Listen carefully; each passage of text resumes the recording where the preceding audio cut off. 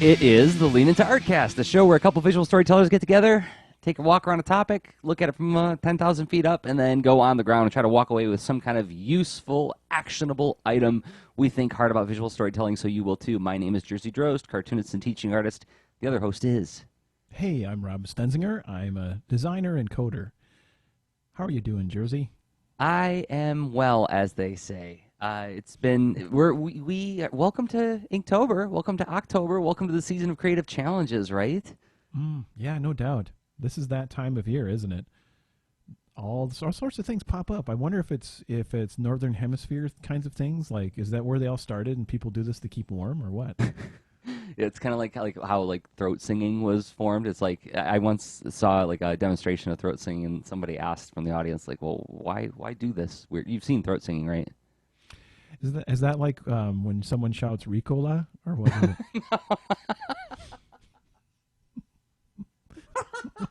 no, I guess maybe not. No, it has very little to do with that. Okay. It's two people standing right across from one another, and then they do you look it up later on YouTube, and they make these and it's like this rhythmic kind of thing. You've seen it. I have. And I'm doing a terrible job of it, but I went and saw a demonstration, and somebody asked, why where did this come from? How does this get born? And one of the demonstrators surmised, not the most academic statement in the world, but they said, it's really freaking cold up north. We're stuck in the tent thing all day. Got to figure out something to do. We didn't have TVs back then. So maybe it's something about being holed up. It's like, okay, idle hands and all that. But you said on Twitter the other day that you had a feeling things are gonna get a little hashtaggy this month, and I think you're right. Yeah, no kidding. Inktober and Drawloween. Drawloween. Okay, do you know anything about this? This is news to me. It just popped up on my feeds out of nowhere. I don't know. Creative challenges just kind of show up. They just I go outside, I check my mail. It's a creative challenge standing there. They're everywhere, honestly, at this point. And Milkman left the milk on the porch, opened a bottle. There wasn't milk in there. It was a creative challenge. I can't get away from it. Just everywhere. And you know what? So Drawloween shows up, and I'm like, hey, what are you about? And I see, Krishna Sadasivam tweeted a picture of that summarized its day 1 through 31. It's basically 31 drawing prompts themed for Halloweenish, right? So okay. And evidently, the whole month of October is like a suffix of, you add ober to something, and it means go make some stuff. Or Oween, and it means make some stuff, right? Yeah.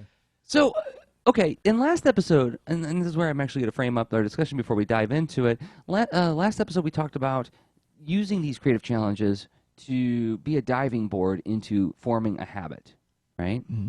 Yeah. And in past episodes, what episode was it with Brandon Dayton? I'm going to look it up right now. It was episode 104, so it was a while ago. When Brandon Dayton was on, we talked about drawing from memory. And we talked a little bit in that episode about the monastic approach, this idea of,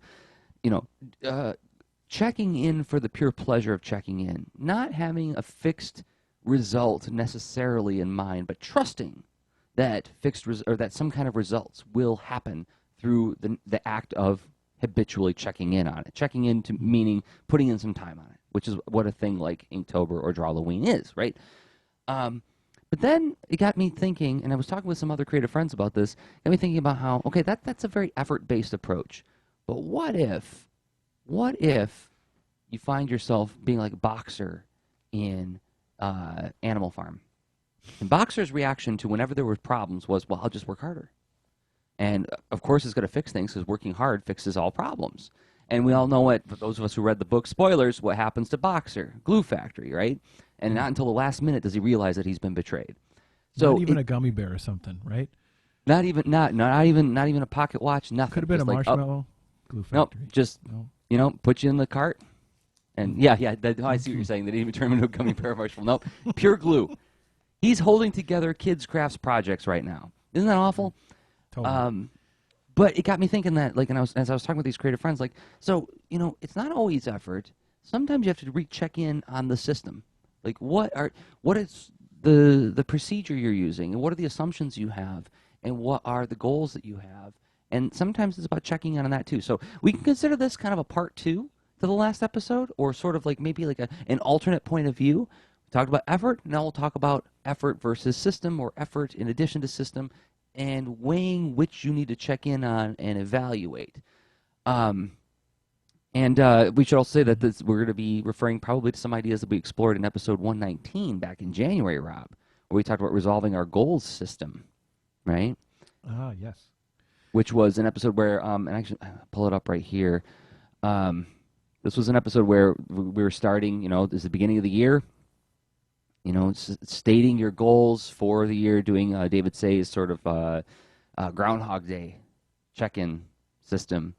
And we spent a good amount of time talking about setting our goals.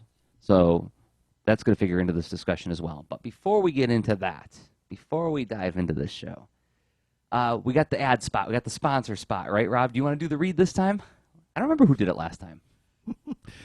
Probably you, but yeah, I mean, okay. So, well, let's say you're really enjoying what you're hearing here. I recommend you check out leanintoart.com/workshops, and you can check out the various things that we're offering there, which are Jersey Dro's Comics Fundamentals workshop, Jersey Dro's FATAM workshop, which is all about the detailed exploration of comic sound theory and design.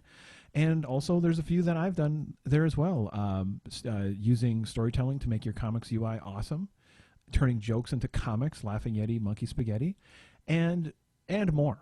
So you'll find ebooks and workshops there that will help you dive deeply into a topic with some fun ways to explore and have some exercises and hands-on experience, and of course the thoughts behind it. And again, that's at leanintoart.com/workshops. Another thing to go check out is there is a video game that the young folks in your life may enjoy called This Panda Needs You. And that's essentially building skills of basic math and shape recognition and pattern recognition in youth, or just, enjoying the physical, peaceful act of stacking stuff up and then knocking it over. and that's what this game's all about. It runs on your iPad, and it's in the iOS App Store, and there's a shortcut to that by going to this-panda.com.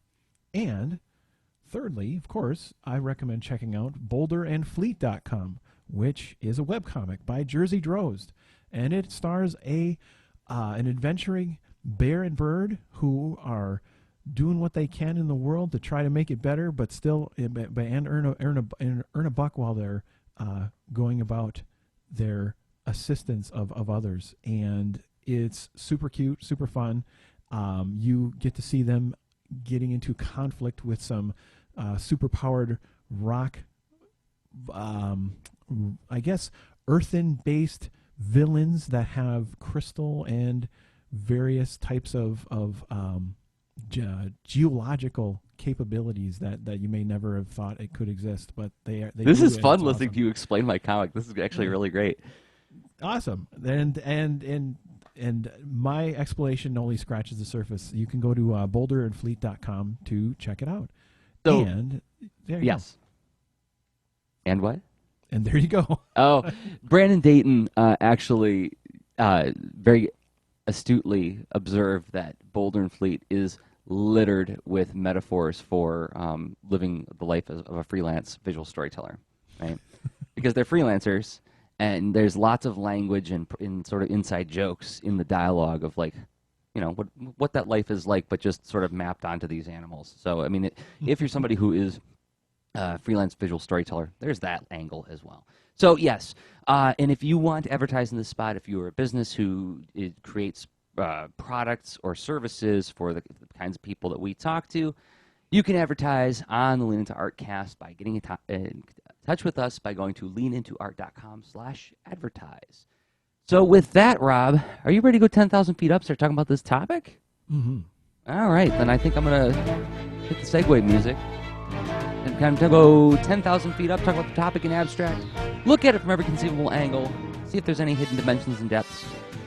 talk about it, the theoretical stuff, the why stuff, before we get to the how stuff.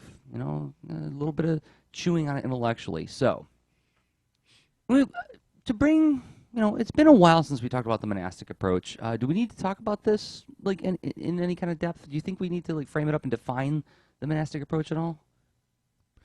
Well, I think it makes sense because it's one of the let's at least describe it a little bit because Sure. this is so why would we talk about it? Because it is one form that we get into one pattern we can get into as artists that gets us off on a track and maybe just continuing down a track for a while.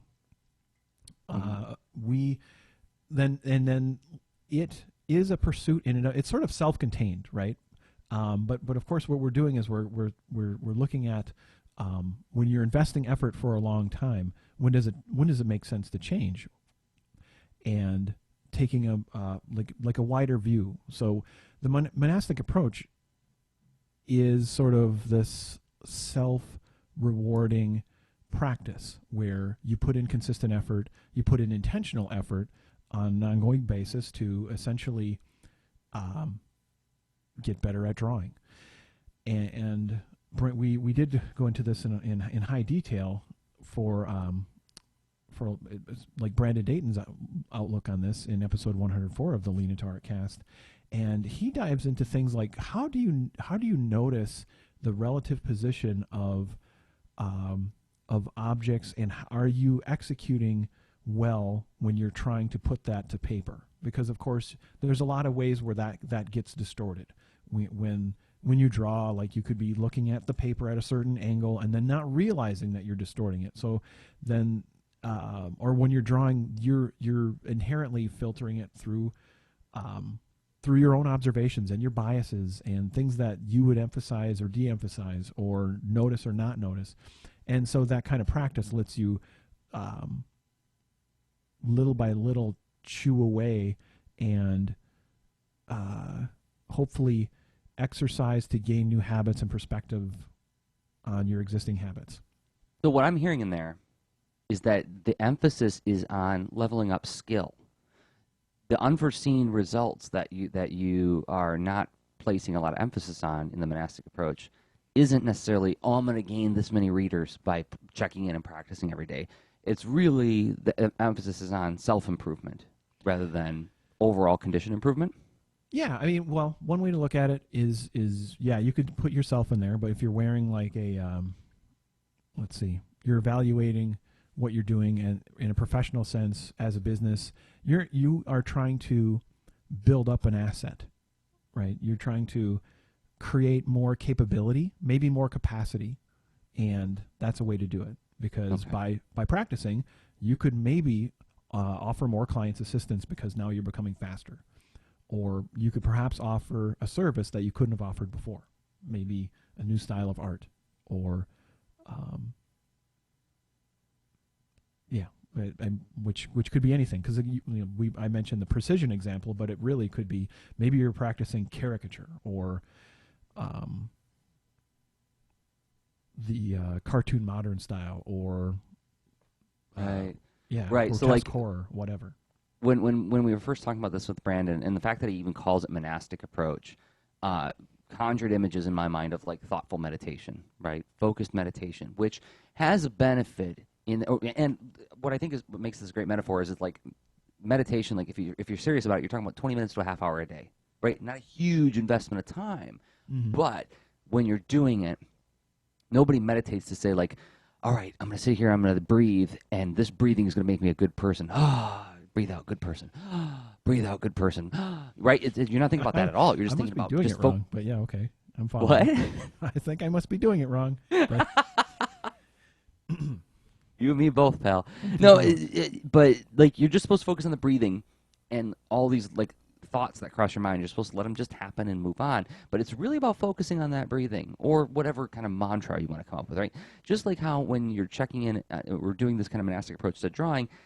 It's not thinking about the end result as much as focusing on the activity as it's happening now, right? And then the benefits that derive from that. So, like for instance, in meditation, it's like, well, I have a better time or easier time concentrating.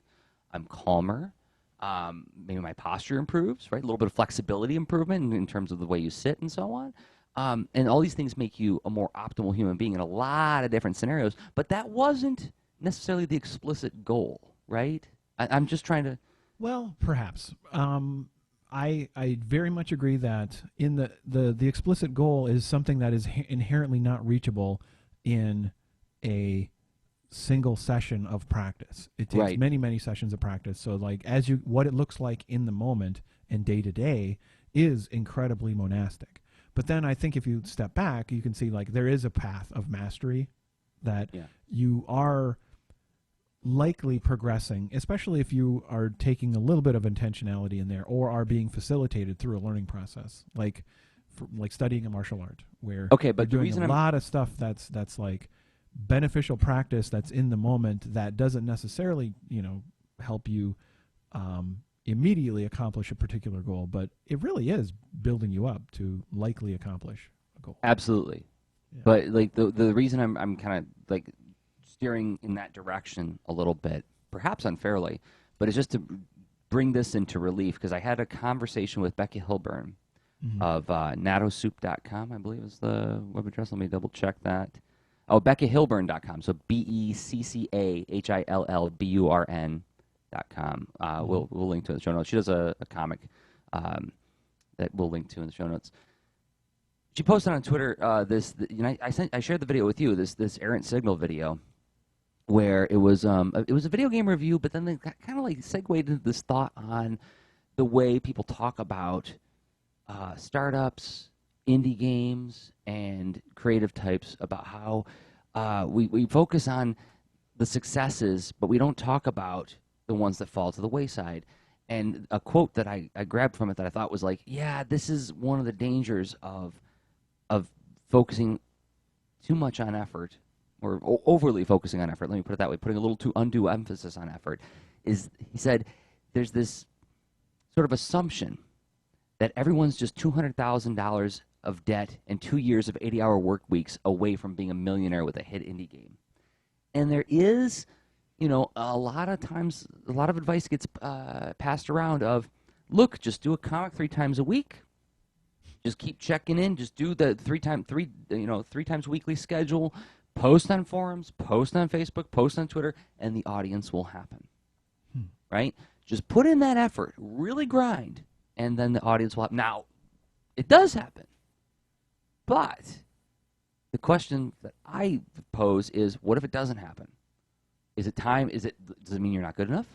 Does it mean that you just didn't have what it takes, time to get out, right? Like the get good or get out kind of expression? Or is it time to evaluate something else, right?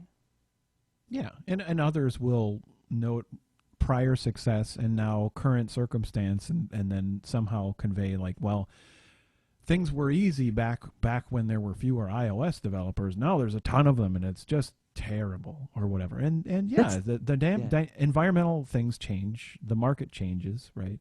Yeah. It's anyway. Like, are those kinds of things conclusive? Is that part of the exploration? Well, it points to the fact that sometimes we oversimplify the story. Mm-hmm. And while you and I have an understanding that when we talk about monastic approach, we're talking about it as like one part of a constellation of techniques and reflections and check-ins that we do for the kind of work that we do. Mm-hmm. But unfortunately, sometimes we can become, and I'm guilty of this myself, you become overly kind of fixated on the thing that seems to be working for you at the time. Like, I got it, I got the answer, that's all I got to do. And then a year later, after doing it, you say, well, wait a second. This isn't necessarily paying off. Well, what were you hoping to have happen? And that's when it's time to go back and look at what all my assumptions and all of the system of creating the work itself. It's time to look at that again. And that's something that I'm doing right now personally as I'm looking towards the end of the year. And I'm like, okay, well, let's see how 2015 went for me. What went right? What went wrong? What do I need to adjust? Is it something where I need to turn up the effort, or is it something where I need to tweak the system? Okay. Well, why are you doing the effort? That's where inherently that throws a little bit of that curve into the monastic approach, where yeah, you sign up for martial arts class and you're not going to be a black belt tomorrow, but maybe that is your intent, and you're willing to grind. But then if you grind without progressing, is that kind of what you're thinking? Yeah. Like you grind without, like you don't feel like a lot of movement is happening. And I mean something different than the incremental increases, because as you pointed out, when you back away from a sustained period or quadrant of effort, you can see some kind of changes happening. It's inevitable. It's going to happen. But when you don't, when you back up and you go, wow, not much, if anything, has happened. Feels like I'm spinning my wheels here, right? I wanted to be a black belt, and I can't seem to get past brown or whatever comes before that, right? What am I doing wrong here? Well, I mean, okay, let's see. Why are you asking that question, and why did you start? And then it's worth trying to make some observations about that. This is a good time to do some sort of reflection and deconstructing, what you've done, because if you haven't been too critical about it, that has a benefit of like, well, you're not spending time changing something that you probably weren't interested in changing anyway. But now it might be worth it, because if you do go through the effort of examining it, it could help inform that evolution of your approach. So can we talk about the systemic approach then, and talk about your Sure. like how you think about it? Yeah. So were you thinking about like a particular project, or just in general? Yeah, just in general. I don't want to use ourselves as too much of an example here. I'd like to, like, if possible. First of all, because I don't know if I'm ready to go there. But second of all, to keep it broad for everybody else, Okay. the specific examples I'm thinking of, that's going to become public soon enough in like the next week or so. Yeah. Well, and but- there's a lot of examples for me in like different projects that I've worked on, and then eventually either paused or set aside or what have you. And a lot of that would be, let's see.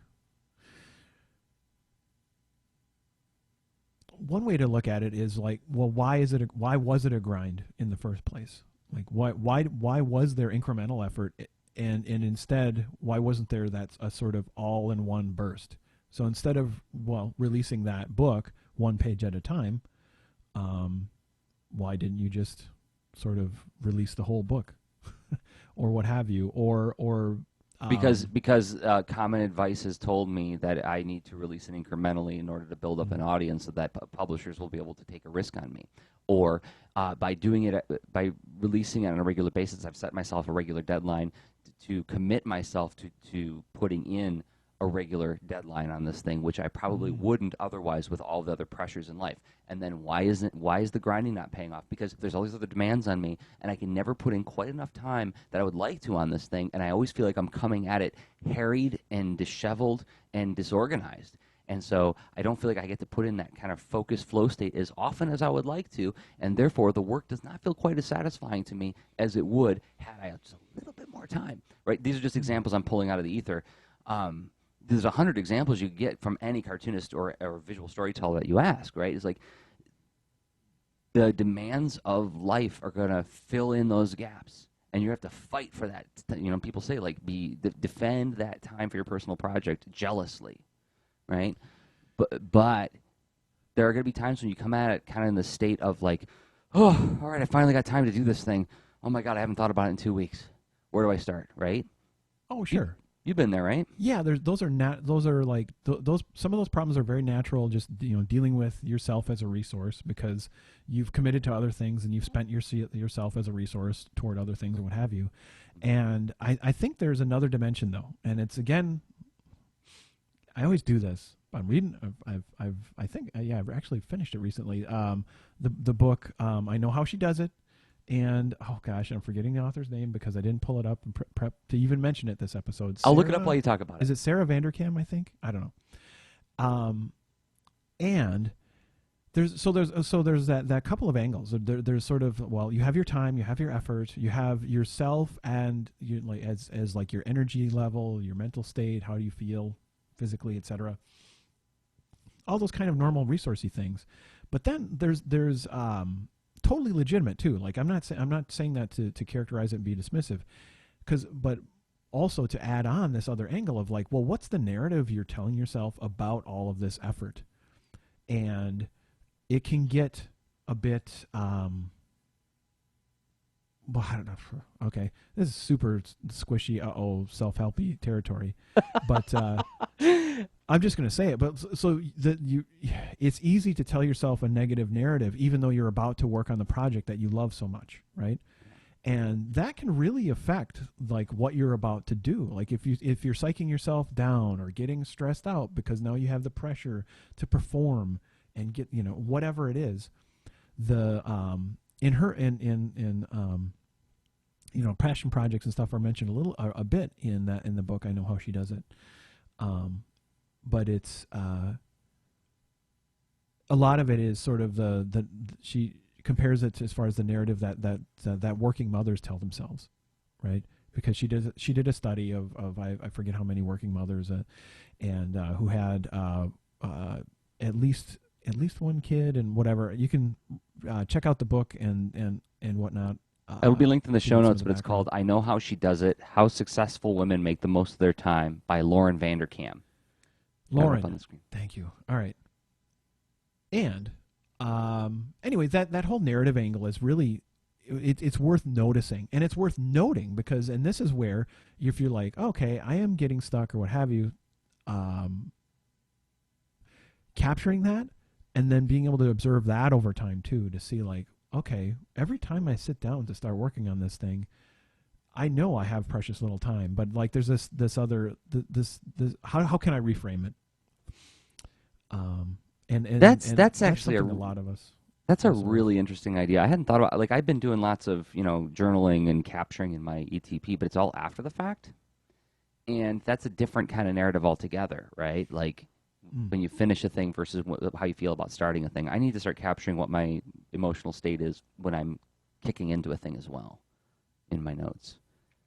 Because that can be yet another thing you address to set yourself up to succeed with it. And okay, this is all by way of eventually getting around to answering your question. Like how do I frame up examining this stuff systemically?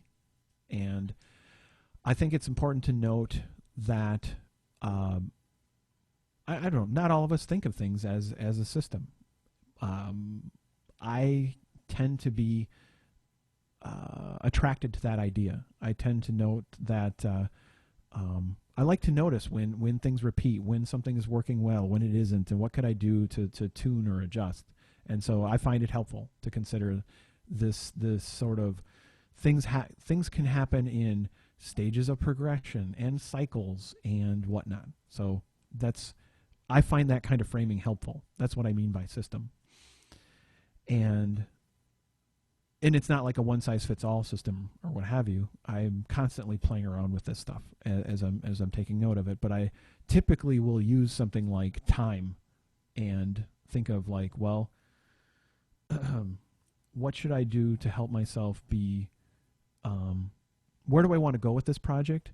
Where am I at now? What do I think needs to happen in between? And then, let's say I start off on a monastic-like path to crank and churn or what have you toward a creative goal. Eventually, either your system is going to remind you, hey, look at your progress. Take a look at what's happening. What's your output like? Can you observe that? Or you'll be cranking, well, for me, right? I'll be cranking in such a way where I'll just be maybe, I don't know, super happy, totally frustrated, exhausted, anything that is either, I don't know, maybe a result of what I've been working on. And I just want to learn more about that. Like, well, why am I so satisfied with what's been happening? Why am I so frustrated or whatever? And those moments, just like you end up interrupting yourself. And so either way, whether it was a planned or unplanned interruption, it's a good time to just get some observations from the effort that's been happening. You're specifically talking about systems of the making of the stuff, of the thing. Even the practice, so because you did, and so I might be squishing and twisting the topic a bit because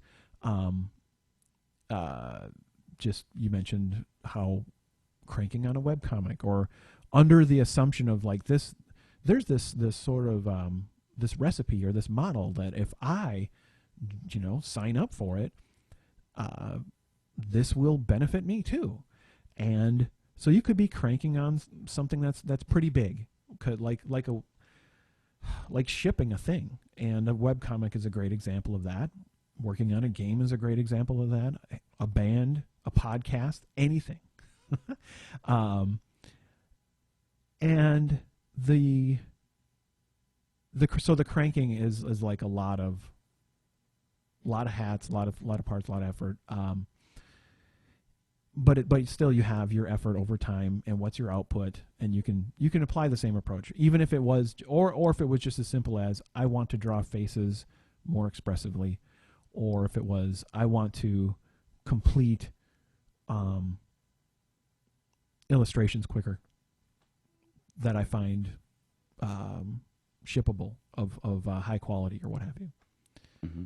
I mean, whatever that goal is. I mean, it's big or small, complex or simple. It's still a goal, and you still could crank on it. Right.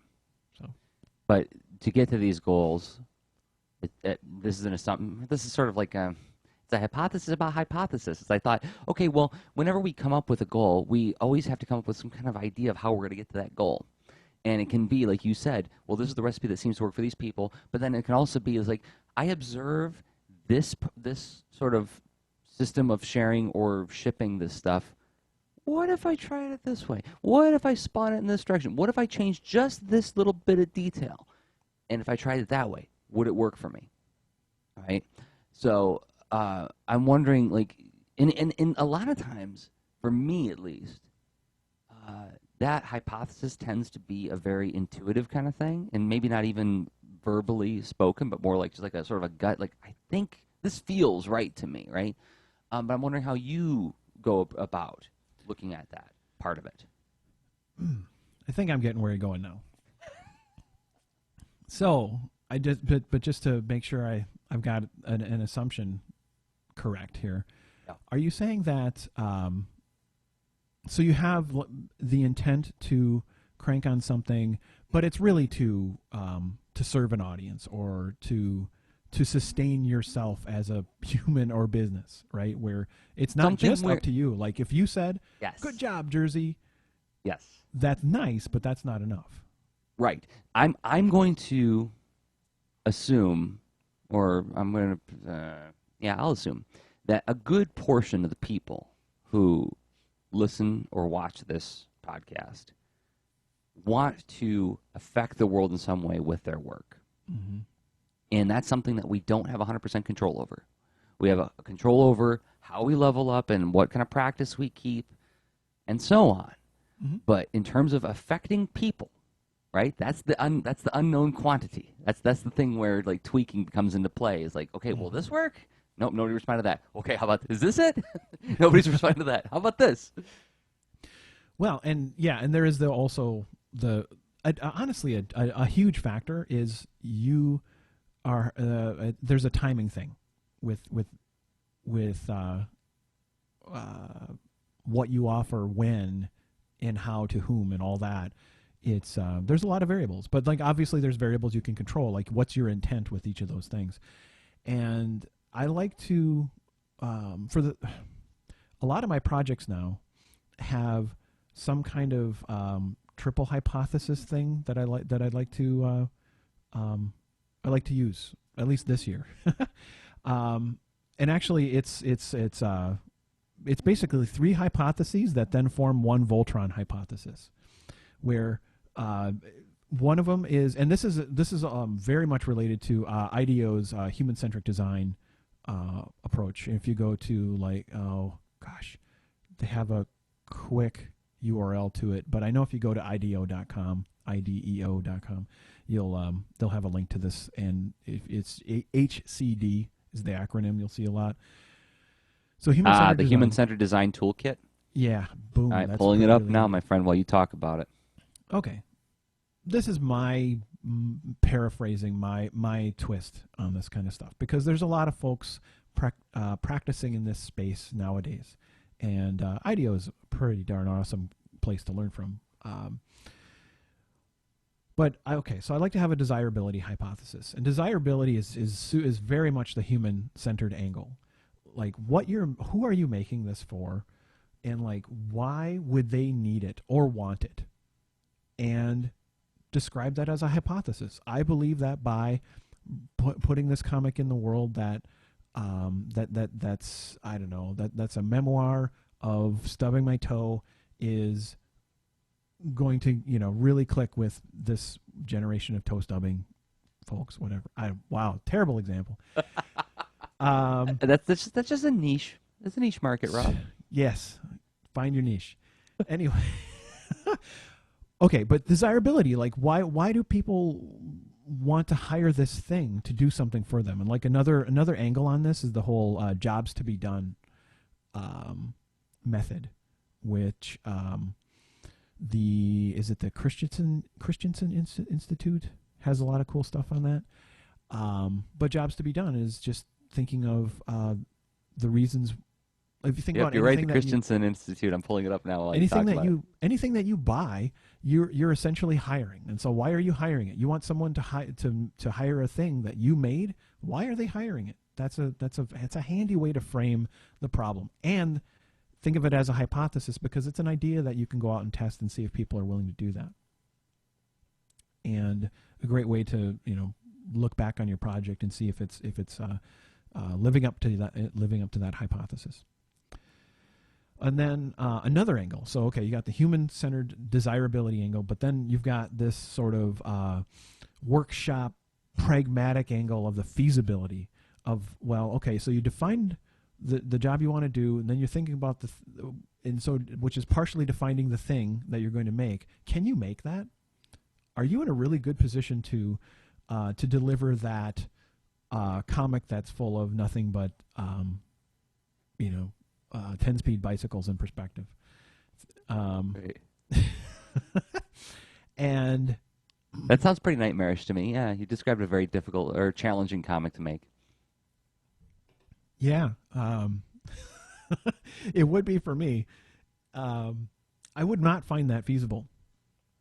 I like to use that example.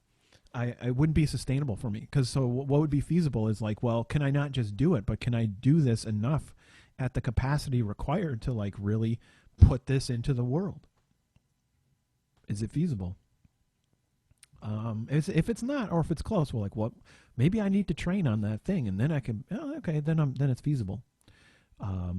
Maybe I want to learn a little JavaScript to improve my webcomic without having to hire someone or whatever. It's like, oh, okay, a little bit of challenge in that bucket. But either way, you've kind of quantified some things about the pragmatic, can you make it thing. Third is viability. Viability is related to desirability. They're all related, right? But the viability is thinking about the finances of this. So I put this comic into the world. How hard is it to bring someone in to be my reader, right? That's I don't have a quick URL here, but there's a lot of interesting measures that startups in incubators use that, yeah, there's all sorts of,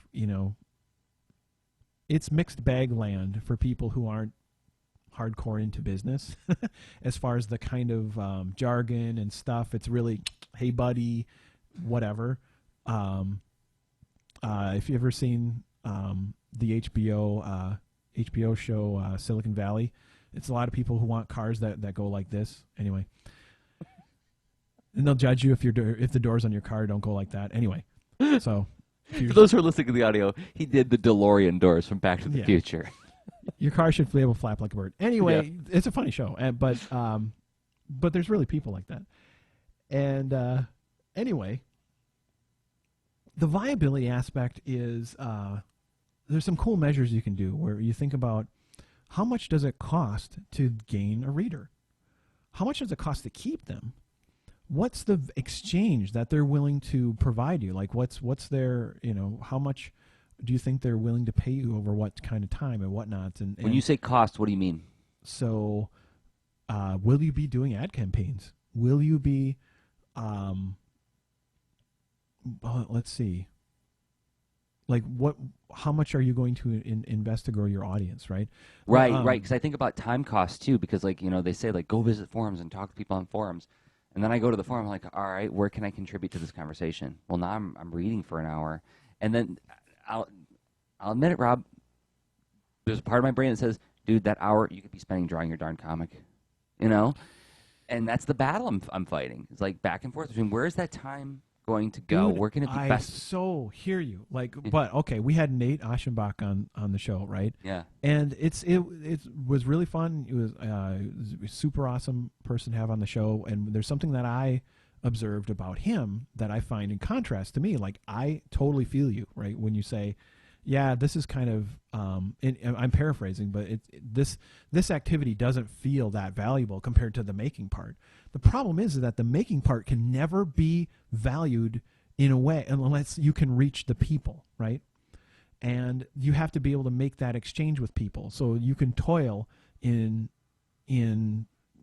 obscurity, or you can try to find a way to spend your resources, which may be, for instance, reading the book To Sell is Human, which can help make the activity of selling more palatable, and not in a bad go brainwash yourself kind of way.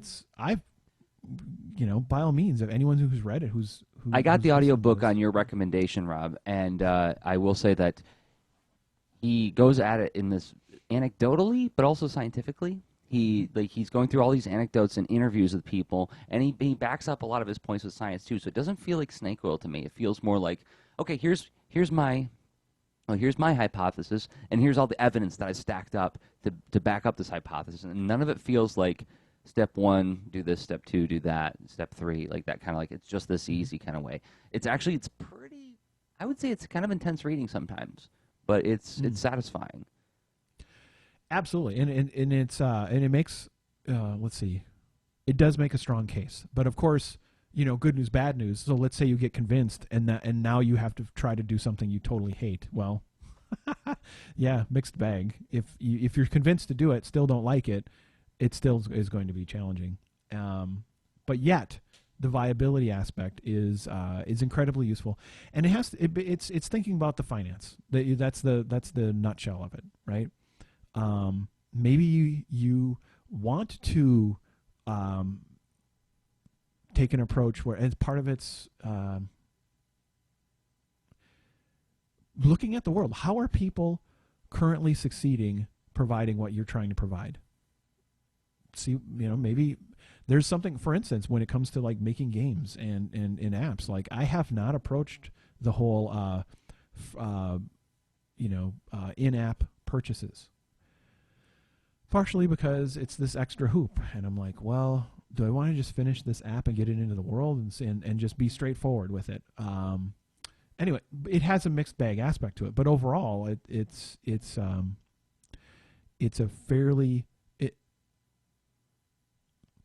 vastly changes the amount of your addressable market, because you're not just saying, hey, here's an ad, buy this to even use it. It's like, no, go ahead and download it and use it. No worries. And then, you know what? You want to get this extra thing from it? Go ahead and pay for it. That's kind of a software version of the conundrum you described. And I've chosen to avoid it. But I know, it's probably a more successful path. But anyway. ultimately, there's like those three elements are like different checkpoints to kind of measure. Right, so the viability hypothesis. Well, if I did it this way, it's probably more economically viable. Let's go back to feasibility hypothesis. Can I do that in the time that I've set for myself, or the time that I have? Right. Yep. And checking back and forth between them to winnow down to what is desirable, feasible, and viable. Yes. That's an excellent summary. Perfect. Okay. Well then, hey, are we ready to start going on the ground then and start putting all this thinking into some kind of actions? I think so. I'm also wondering, we put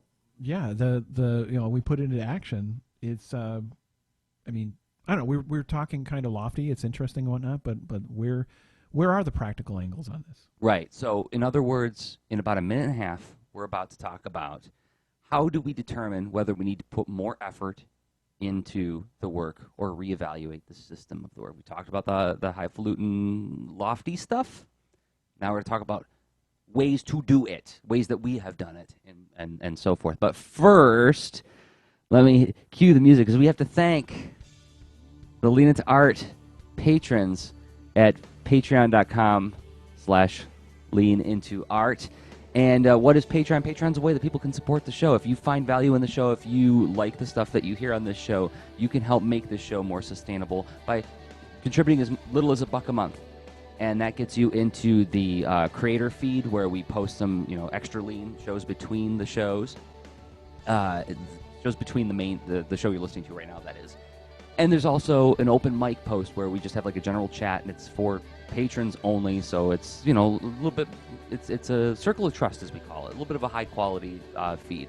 And this time, I would like to thank our 5 recent supporters. Last time we did like a top 5 supporters. This time I want to thank some people who recently signed on to our Patreon account at patreon.com/leanintoart.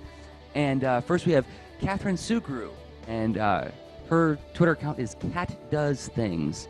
And Matt Case, who is Mr_Danger_Pants on Instagram. And he does a comic called Fantasy Quest, which is animals doing people things. And you know that I got a soft spot in my heart for that. And then we have Elvin Dantes, Jonathan Warnson, and Nick Bernstein. And thank you guys all so much for supporting us on patreon.com/leanintoart. Your support means a lot to us, and it helps make this show possible. So, Rob, is it time to go on the ground? It is. All right, well then, one last little bit of music. Well, not the last bit of music, because we also got the outro that we got to play at the end. That's it, music police. Pull over. I just want to set expectations. We're going on the ground. We're going to start talking about this thing in some kind of practical way, like putting this stuff into action. So, how do we determine whether our efforts or systems need revising? So, where is the friction happening, Rob? How do we go at this thing? I think we started to describe some of that in the prior section, where at some point you're going to notice, either based on a planned event where you're going to scrutinize how things have been going, just do some reflection. Maybe it's after you shipped, maybe it's still in progress. Either way, you're just going to examine how things are.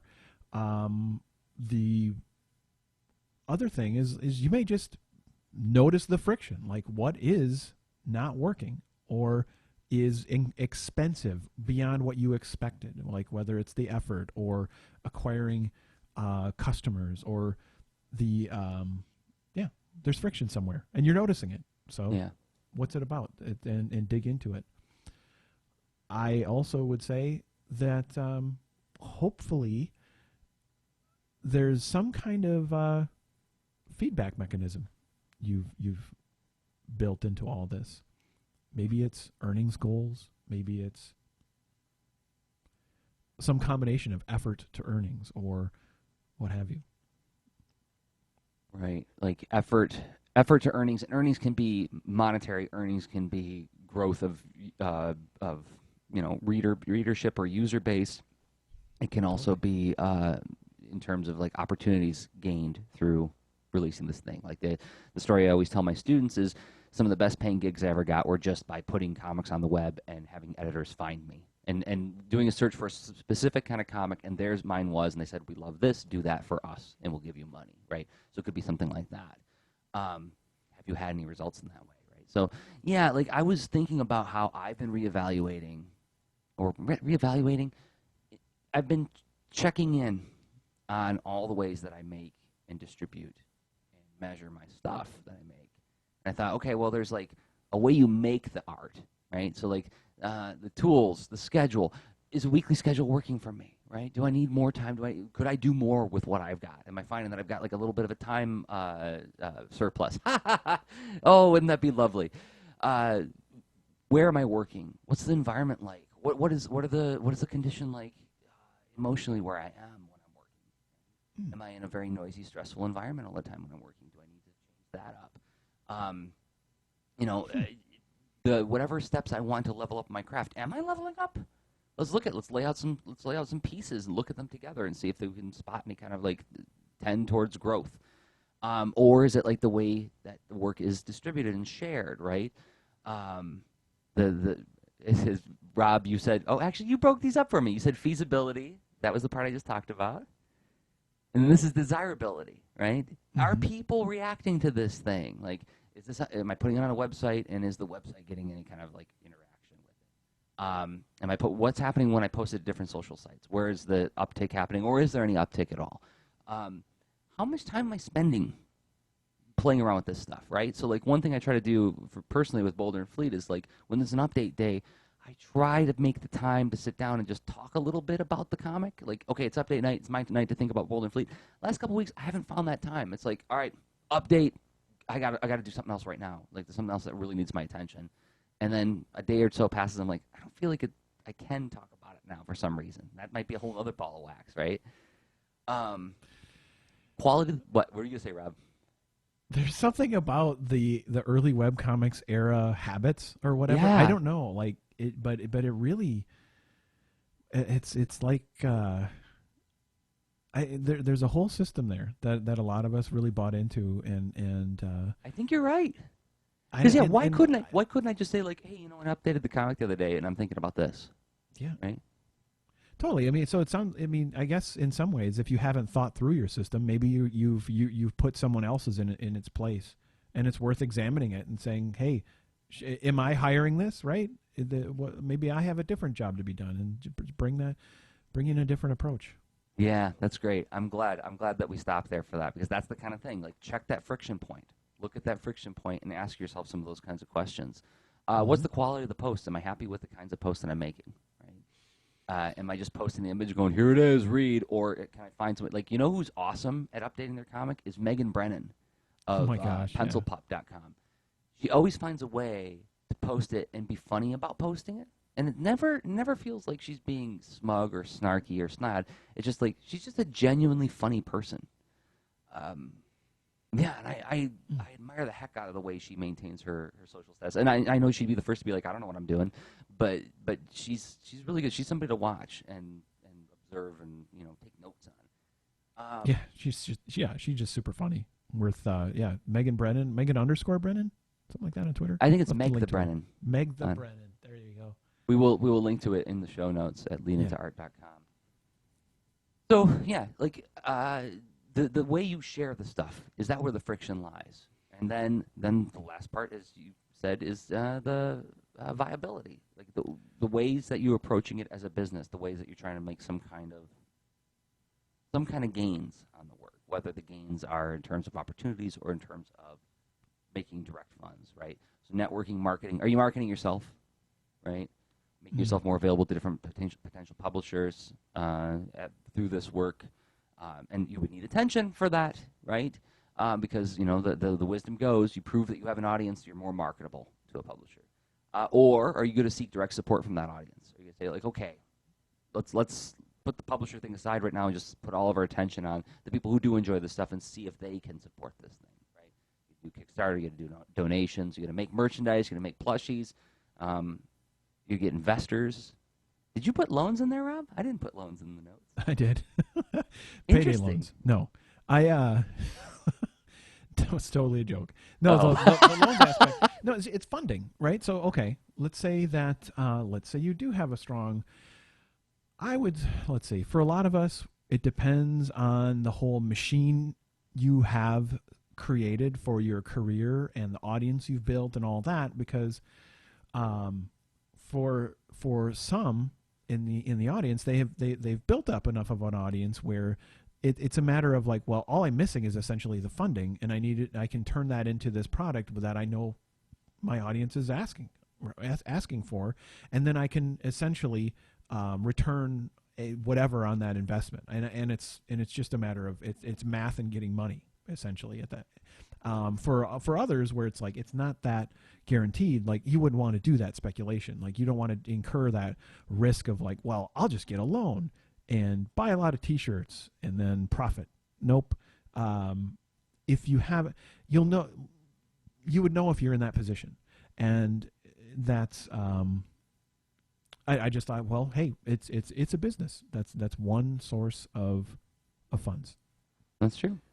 That depending on your circumstance, that could make sense. But of course, as you mentioned, I mean, like, so landing an outside gig, this isn't mutually exclusive. Like, I mean, this has been my approach now for a few years in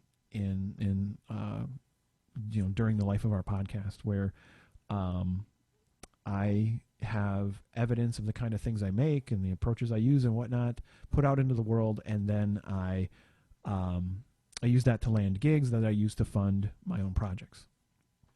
Mm-hmm. So I self-fund. And yeah, that's a great way of putting it, is reminding yourself, because the self-funding is coming through the skills that you're acquiring through the making of the thing, right? Yeah, totally. There is a bit of a sort of a virtuous cycle there where it kind of feeds back in on itself. Right.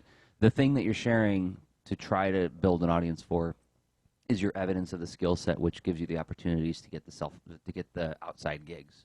Exactly. Which provides you with the means to keep a roof over your head, to keep pursuing the thing that you're sharing openly, right? Yeah. And, to essentially fund whatever. Like, if there is like, well, wait a minute, I do need to invest in these new pens or whatever. I mean, you go to this convention in order to be able to network with the people who I need to talk to in the industry and so on. Exactly. Yep. Conferences. And then that kind of leads me to another point that I was thinking about, is that, like, how are you doing is the friction in terms of knowledge, or what am I trying to say?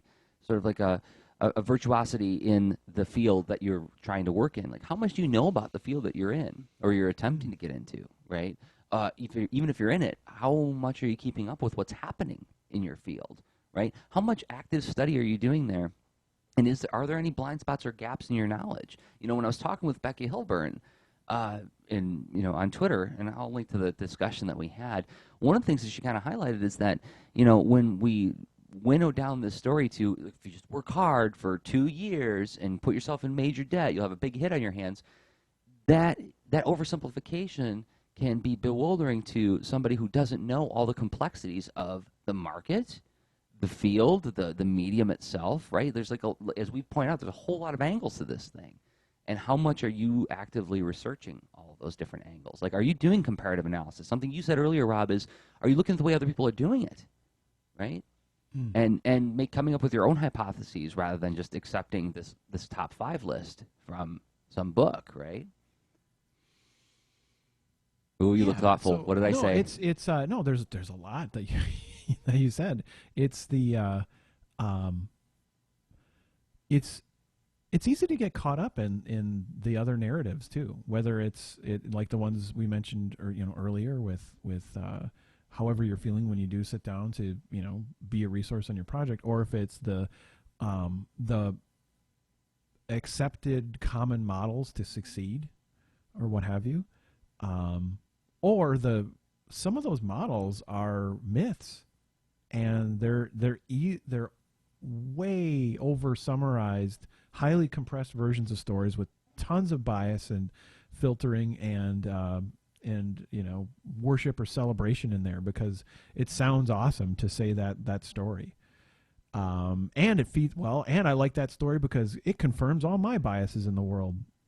I can shut off for like a long time and make a thing that I love, and then be paid handsomely. I love you, business plan.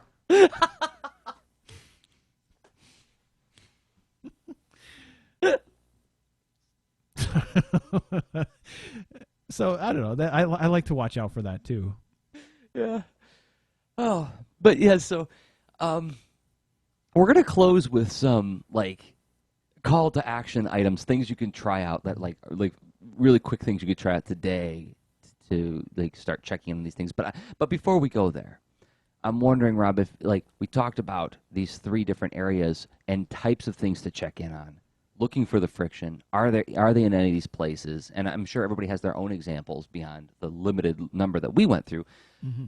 But when you're working on your projects, are there any specific methods that you use for check-in? Like, what's the Rob Stenzinger? What works best for Rob Stenzinger to check in and assess the friction on these things? How do you detect it, right? Because for a lot of us, myself included, sometimes it's like a general sense of discomfort, like, oh, nothing's happening with my book. Nothing's happening with my project. Nothing's happening with the course that I'm building for this class. It's in deadlock. I can't figure out what's wrong with it. I can't figure out why I'm so dissatisfied with it, right? Where do you go from there? I think, honestly, those emotional challenges are a huge asset because they're a time they provide the flag of like, dig into it now, or put this on your calendar as soon as you can. Because if driving down the highway, just make a note, whatever, in your head. Or pull over and then write it down. Soon deal with this, because I just find that it's just, emotions are like a fantastic flag that get that highlight a concern. But then how do you make something out of that concern? Is I do structured and unstructured journaling, or structured inquiry or in unstructured, where I will use my journal and just start blurting stuff out into it to help get past the sort of maybe I'm not ready to be calm and examining yet, but I need to get some thoughts out.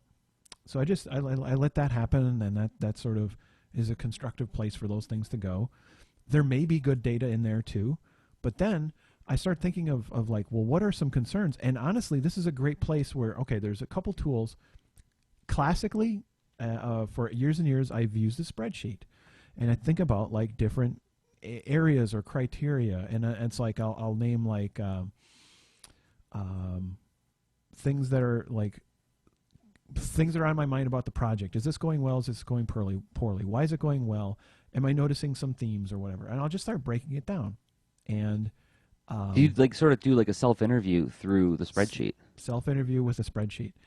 Another thing that I found fun is the whole like, and this is basically a spreadsheet, but like tools like Solver and Calca, which are basically imbuing spreadsheet like superpowers onto a text editor. All right, I'm pulling up Calca now. This says the text editor that loves math. Yeah. And what that helps is like maybe I have some assumption like, oh, I thought that this project would be making X number of money by now. And then I'll just start unboxing that. I'm like, well, wait a minute. What does that mean as far as like how many customers would I need by when? And I'll just start I'll say customers equals 5, and sales per week equals 2, and whatever, what I mean, or whatever I'll do. And playing with these numbers all of a sudden will let me see like, wow, that was crazy. Or it just gets the ideas out of my head. Not quite as self-interviewee structured as the spreadsheet, but like a fun way to dig into things like I don't know, gathering stats for how are you connecting with your customers in different platforms, because or like a concrete it's hard example, to see that all in one spot, right? A concrete example could be like if you were to say like there's like some common wisdom about like what percentage of your audience will financially support you, right? And that number is changeable depending on the artist, but let's just like say like 2%, right? Like just to pick a number that's like roughly in that ballpark. Does that sound right? 2%?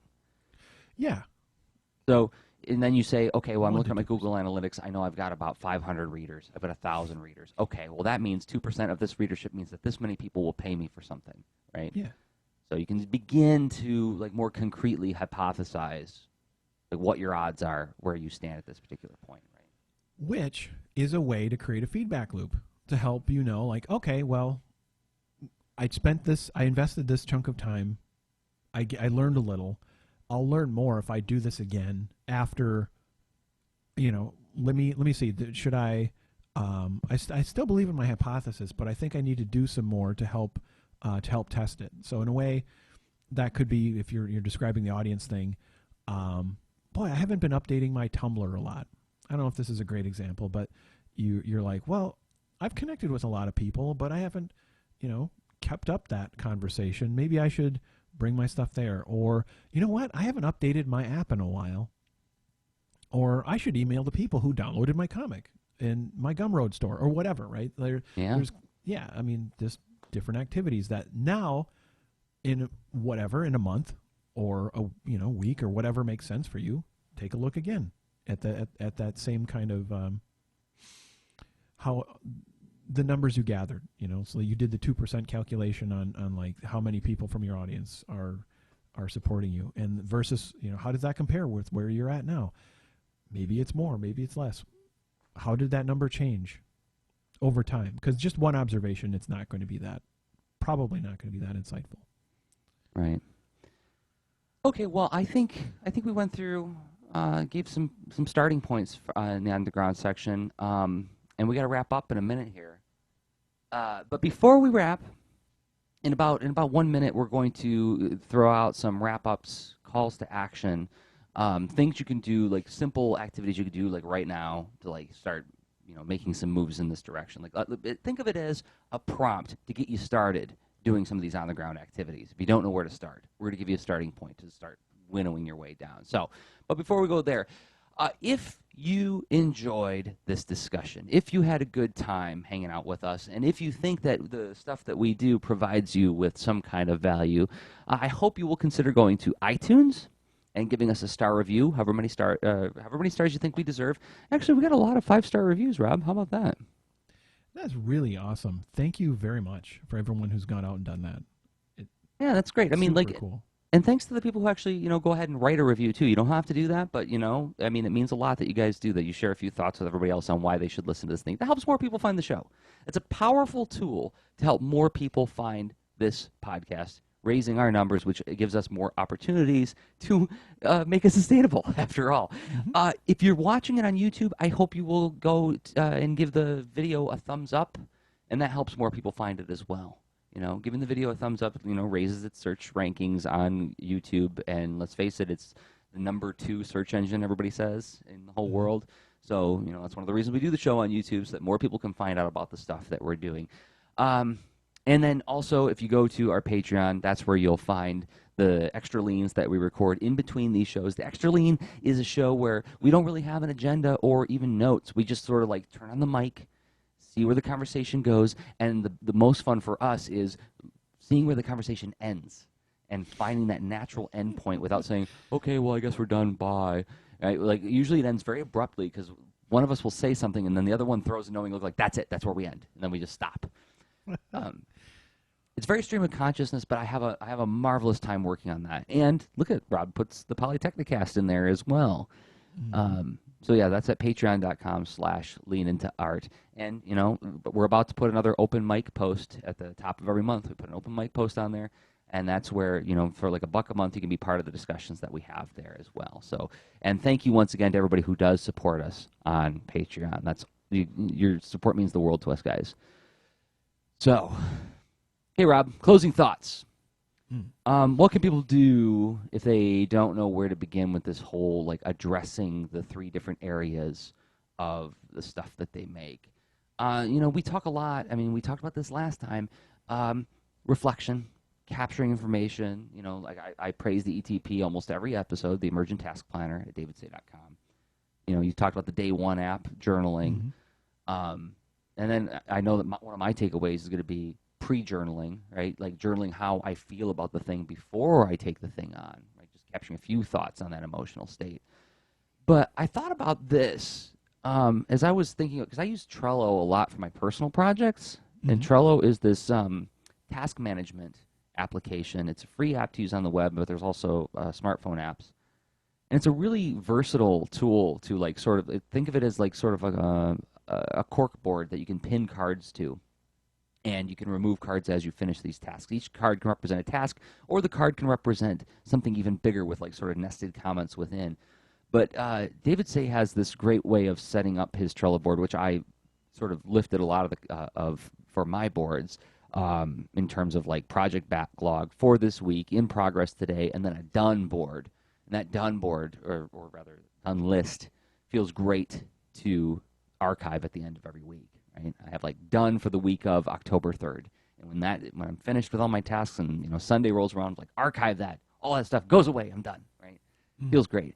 But one thing that I noticed is that something he has on his that I don't have on mine is he has a board of like this year's goals and principles, right? We talk about ways to check in on something and a way to measure the friction, and you talk about the desirability, feasibility, and viability. There's like another like when we talk about said earlier in this episode even, why are you even doing this thing, right? Why are you doing it? Like, okay, here's your desire, but what do you hope will come of it? Capturing those things and giving you a first check-in. Why am I so frustrated with this? Well, why are you doing it in the first place? That was the first question you threw back at me, Rob. Right? It's it can sound kind of abrupt or harsh or whatnot, but it's a very, very pragmatic place to start. There's the it's the creative. It's by one of the folks who runs IDEO, and it's just killing me. I can't remember the book. It's not a creative empowerment, but it's like I'll look it up in my Audible as we as we chat here. But okay. there's a concept of the 5 whys.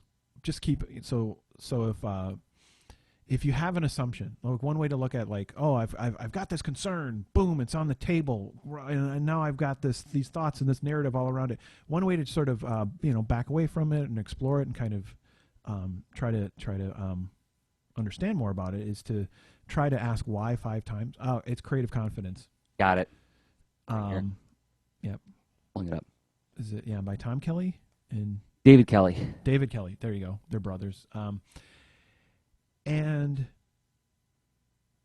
lots of good things mentioned in that book. It's really good.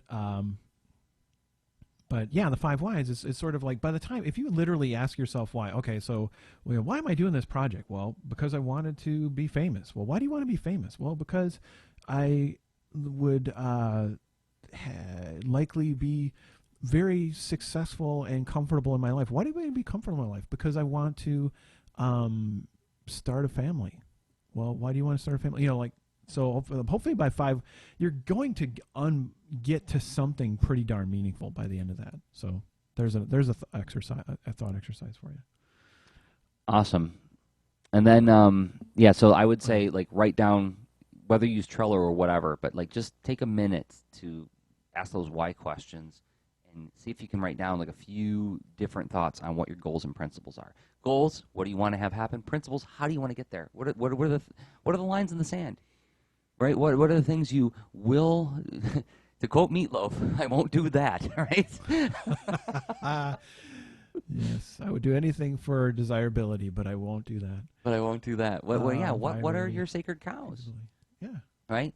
Write those out. And then what's the small product lab, Rob? Dude, I don't know. It's an experiment. So essentially this is an example of a way to do some low risk practice.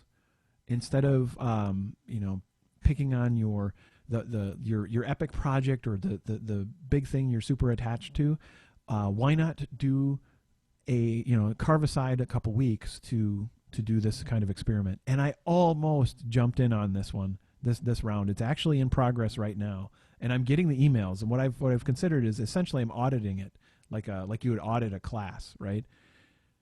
Gave myself an out either way. But what it is so Gumroad is a place where they want to sell people's small products, people's big products, whatever, but they want you to be making these interesting, compelling products. And so they set up this little, in a way, it's like it's very much a course, but it's a real lab where many people who complete this course have a little product by the end of it. In a way, it's like making a mini comic. Oh, wow. Yeah. And the emails have been fantastic so far. And done. Signing up. This is great. Through the course of 10 bite-sized lessons, you'll decide on a product, form your plan, and make it happen. On day 11, you'll launch your small product. And so the idea with this is like you get to build up experience by this experiment on something that's probably less precious to you. It might become totally precious. I don't know. But just in that kind of playful, willing to fail, who knows what's going to happen mindset, you may not even ship the product, but the experience of going through this course, I've been blown away by the quality of the results. And then I recommend going, go to the site and check out the prior winners and see the kinds of things that people have made through this. And it'll just give you lots of interesting food for thought on feasibility, desirability, and viability, because you'll see like how much are people selling things for, and what are the kind of products that they're putting out, and it gives you some idea of what maybe what would be realistic for you in the feasibility side of things. Next lab starts on December 7th. Mm-hmm. And that's at gumroad.com/smallproductlab. Easy enough. But it will be linked in the show notes, everybody. So, wow, I think that's an awesome prompt to start with. So whether it's to reevaluate your other big projects, or if it's to have like a little experimental case for trying something on a small project, the learning with which you can take to the big project, right? Mm-hmm. Rob, we walked around it. We did it again. Indeed, and it was on purpose. I'm not going to say whoops. As I always tell my students this, and if any of my students listen to this, they're like, oh, here he goes again. Always take credit for the mistakes. Always take credit for the things that people noticed, like, oh, that's really nice how you did that. Yeah, I meant to do it.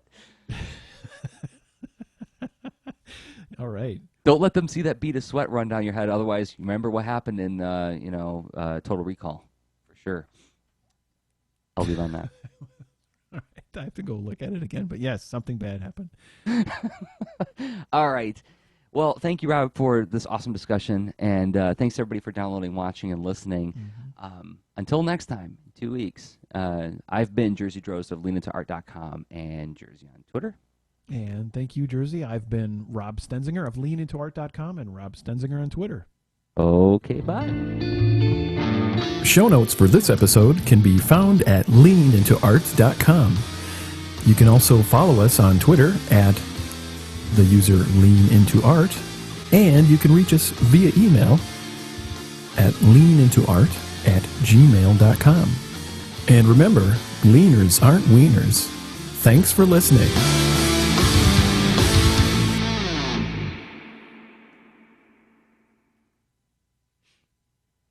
Okay, I'm going to kill the stream. Thanks, everybody, for hanging out and watching.